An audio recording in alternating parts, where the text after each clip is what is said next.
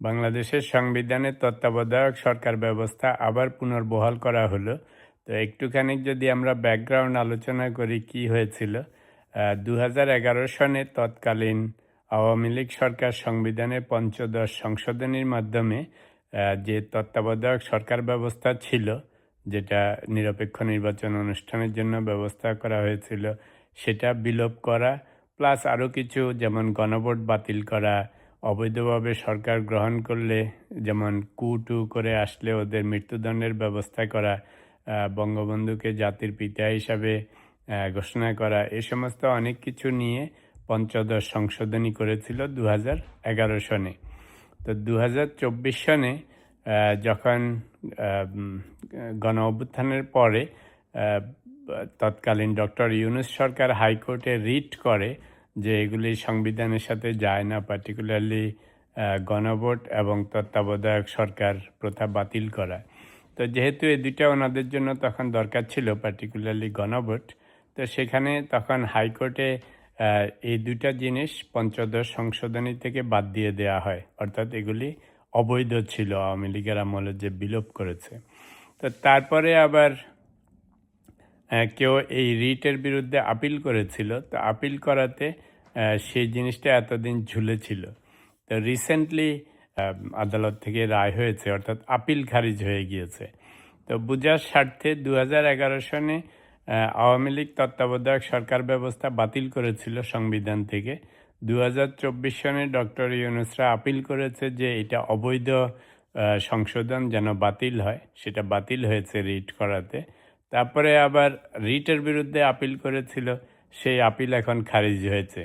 তো এর মানে হচ্ছে যে বাংলাদেশের সংবিধানে তত্ত্বাবধায়ক সরকার ব্যবস্থা আবার পুনর্বহাল হয়েছে। তো এই আপিল খারিজ হওয়ার পরে সাংবাদিকরা আইনমন্ত্রীকে জিজ্ঞেস করেছিলেন যে তাহলে কি নেক্সট ইলেকশন, সংসদ নির্বাচন, তত্ত্বাবধায়ক সরকারের অধীনে হবে? তো উনি বলেছেন হ্যাঁ, তা হবে। তো সাথে উনি আবার এটাও যোগ করেছেন যে যেহেতু তত্ত্বাবধায়ক সরকার ব্যবস্থা জুলাই সনদে ছিল, তো তার মানে এটা তো আর এখন পার্লামেন্টে পাশ করতে হবে না, অটোমেটিক্যালি পুনর্বহাল হয়ে গিয়েছে অনেকগুলি জিনিসের মধ্যে জুলাই সনদের। তো পরবর্তীকালে যে সমস্ত সংবিধানে সংশোধন আনতে হবে, সেই যে ওনারা সংবিধান সংশোধন কমিটি করেছেন, তো সেইগুলি বেশিরভাগ জুলাই সনদের আলোকে করা হবে। তো যাই হোক, সুখবর হচ্ছে জুলাই সনদ ইনডাইরেক্টলি ইমপ্লিমেন্টেশন শুরু হয়েছে। আমি অবশ্য আগে অনেকবার বলেছি যে জুলাই সনদের অনেক কিছু বিএনপির যে ইলেকশন ম্যানিফেস্টো সেটাতেও ছিল। তো ফলে বিএনপি যে সংসদে যে সংবিধান সংশোধন কমিটি গঠন করতে যাচ্ছে, তো ওনারা যা যা করবেন বেশিরভাগই জুলাই সনদের মতো করেই হবে। তা যদিও তত্ত্বাবধায়ক সরকার ব্যবস্থা পুনর্বহাল হয়েছে, এটা অবশ্যই খুশির খবর, কিন্তু সাথে আবার একটু বেখুশির খবরও আছে। সেটা হচ্ছে বাংলাদেশের তত্ত্বাবধায়ক সরকার হোক আর ডক্টর ইউনূসদের মতো অন্তর্বর্তীকালীন সরকার হোক, যে সরকারই ইলেকশন করে সেগুলিকেও মানুষ যে খুব বেশি রেকগনাইজ করে তা না। পার্টিকুলারলি বিরোধী দল, কোনো সময় কোনো বিরোধী দলই মনে করে না যে তত্ত্বাবধায়ক সরকারের আমলে অথবা অন্তর্বর্তীকালীন সরকারের আমলে নিরপেক্ষ নির্বাচন হয়। তারা তখনও কমপ্লেন করে যে তত্ত্বাবধায়ক সরকারও কোনো একটা পার্টিকে বা অন্তর্বর্তীকালীন সরকার কোনো একটা পার্টিকে প্রশাসন দিয়ে সাহায্য সহযোগিতা করে।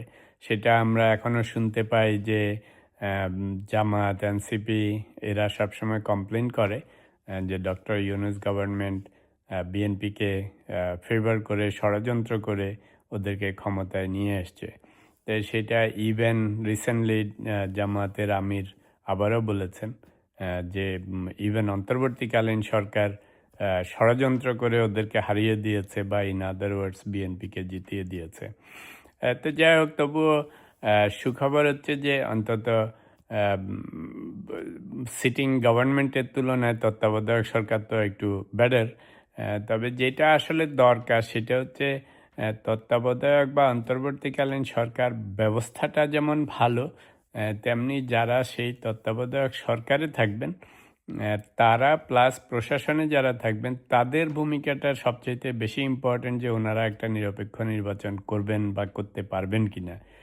ওনাদের ইল মোটিভ থাকলে কোনো তত্ত্বাবধায়ক দিয়েই কাজ হবে না। তো তবুও অ্যাটলিস্ট সিস্টেমটা তো পুনর্বহাল করা হয়েছে, এটা একটা সুখবর। তো জুলাই সনদের একটা বড় ক্লজ যেটা ছিল যে তত্ত্বাবধায়ক সরকার ব্যবস্থাটা ফিরিয়ে আনা, তো সেটা ফিরিয়ে আনা হয়েছে এবং আইনমন্ত্রী বলেছেন যে আগামী সংসদ নির্বাচন তত্ত্বাবধায়ক সরকারের আন্ডারেই হবে। তবে এখনও লঙ্কা অনেক দূর, মাত্র নূতন গভর্নমেন্টের পথ চলা শুরু হয়েছে, এখনও 5 বছর লম্বা টাইম, 4.5 বছর। ততদিনে কত গঙ্গার জল গড়াবে সেটার উপর ডিপেন্ড করবে কি হবে। তবে এখনই সেই সমস্ত শঙ্কা নিয়ে কথা বলার দরকার নেই। অ্যাটলিস্ট উই আর হ্যাপি যে সেই তত্ত্বাবধায়ক সরকার ব্যবস্থা পুনঃপ্রবর্তন হয়েছে, যে অ্যাটলিস্ট গভর্নমেন্টের মেয়াদ শেষে একটা নিরপেক্ষ নির্বাচন হওয়ার চান্স আছে আবারও।